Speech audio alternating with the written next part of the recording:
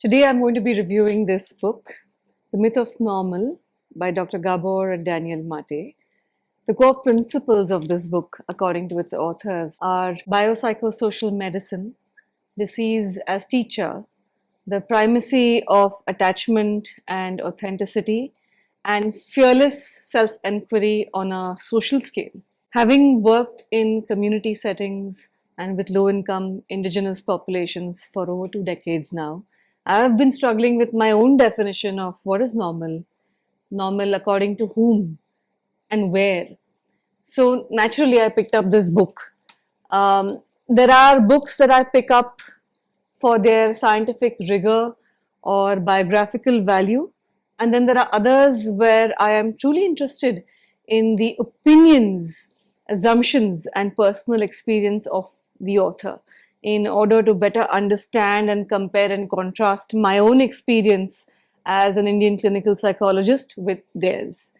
Now, I find that anecdotes can be very useful in such cases, and this book offers them a plenty. The book has two authors, Dr. Gabor Mate, a Canadian physician who focuses on trauma-informed medicine, and his son, Daniel Mate, who is a composer, lyricist, and playwright for musical theatre, and who has organized and almost composed the material for the readers. His father is the one who narrates chronicles and gives us insights from his life.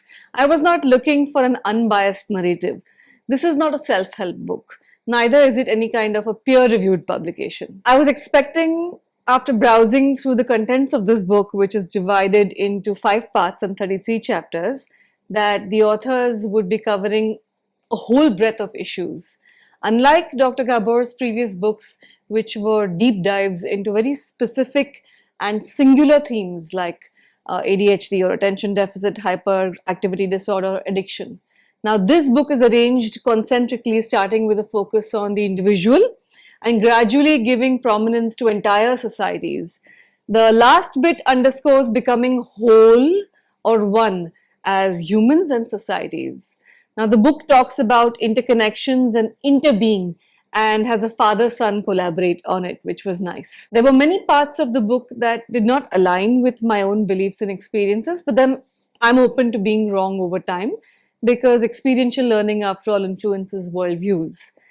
My own biases while reading this book come from being mentored by Indian psychology heavyweights like Dr. Malavika Kapoor, who always highlighted the wisdom in looking at every client, every patient within a cultural and political context. She and her husband, Dr. Aral Kapoor, are famous for researching and writing about the lives of ascetics after studying them for 25 years in the farthermost corners of the Himalayas. And they believe that health and disease cannot be seen within a dualistic framework, as in your typical Cartesian duplexity, where mind and body are separate entities. My own grandmother used to say to me, evidence-based medicine may give you sight at the cost of losing vision. This is sort of similar to what Dr. Gabor Mate discusses in the introduction to this book. Doctors dealing with patients as separate organs and systems or minds and bodies, unwilling to see the obvious despite documented evidence. I was struck by a few words, phrases, and ideas that I came across in the book. And one such idea was that of banal platitudes or the trenches of adult existence that are too vast and too near to be appreciated. Something like water to fish. These are phenomena that appear to us normal because they are features of our daily life, but they're the ones crying out the loudest for our scrutiny. So what is considered normal by us today may in fact be the least rational, sensible, or humanitarian of things. The author, much like how ancient Hindu philosophy texts describe the experience of being as jaal or a web, speak of the web of circumstances, relationships, events, and experiences or contexts that mediate and moderate the onsets of illnesses or recovery. Now, this is not something new to modern science or psychiatry either. In the early 1900s, Adolf Meyer, who trained under Emil Kraepelin, also emphasized the importance of context in addition to his psychobiological perspective. Something that Adolf Meyer had called wisdom transformed into science, and that the authors of this book speak of as concentric circles of cause, connection, and consequence. So, in a sense, I found bits and pieces of what I've read in philosophical texts, historical texts, and popular books assembled in this narrative. I mean, I could go on, but I want to highlight a few aspects of the book that I appreciated. One, I appreciated the mention of other readings and authors, a few of whom I've enjoyed in my own experience, and others that I haven't. But it's good to find someone else deconstruct and display their views about the same words and works. I do agree that trauma is not what happens to you, but what happens inside you. Two, I like that the authors approach healing as a natural movement towards wholeness, something we've grown up with in India. Healing being a direction, not a destination, a line on a map, not a dot.